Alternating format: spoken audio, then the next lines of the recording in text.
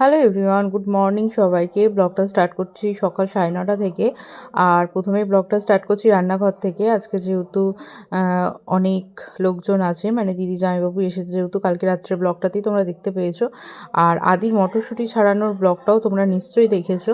তো সেই মটরশুঁটি দিয়েই হচ্ছে আজকে কচুরি, একদম কচুরি, আলুর তরকারি সব, মানে তরকারিটা রেডি হয়ে গেছে, ওদিকে চা রেডি হয়ে গেছে।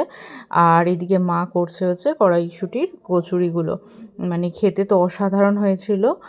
ওটা সবে করছিল আর আমার মুখে সত্যিই জল চলে আসছিলো। আর শীতকাল মানেই তো কড়াইশুঁটির কচুরি মাস্ট খেতেই হবে, আর প্রত্যেকটা বাড়িতে অবশ্যই শীতকালে হবেই। আর এদিকে আদির খাবারটা রেডি করছে, যেহেতু আদির পাপা ছুটি ছিল তাই এখন একটু দেরি করে উঠেই আর কি ওর খাবারটা রেডি করছে। এবার আদিকে খাওয়াবো, আর আমিও এদিকে খেতে বসে গেছি, একদম তরকারি আর কচুরি নিয়ে, সঙ্গে মিষ্টিও ছিল।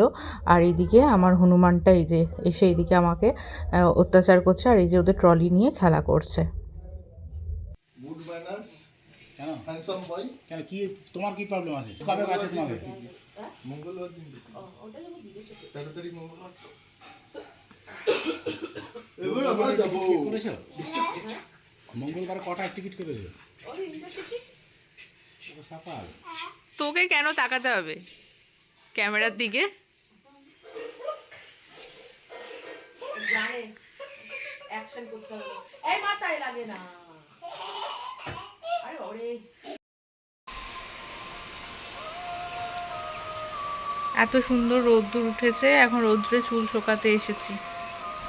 আদি এখন নিচে ঘুমাচ্ছে। কোন সকালে স্নান করেছি, চুল বাঁধা ছিল তাই চুলটা এখন শোকাতে এসেছি। আদির পাপা এখন গান চালাচ্ছে, অফিস ছুটি তাই দুজনে এখন ছাদে বসে আছি।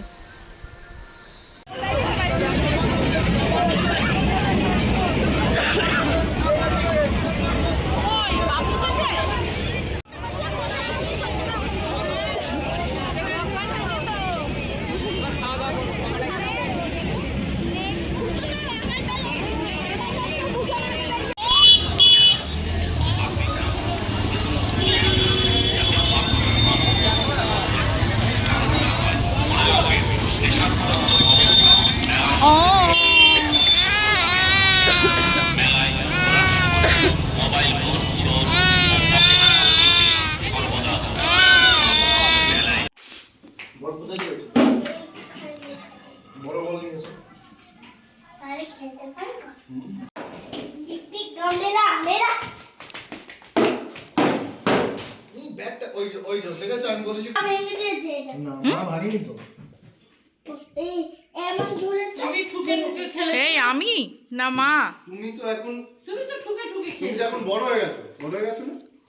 এখন তুমি তো খুব ভালো কথা শোনো।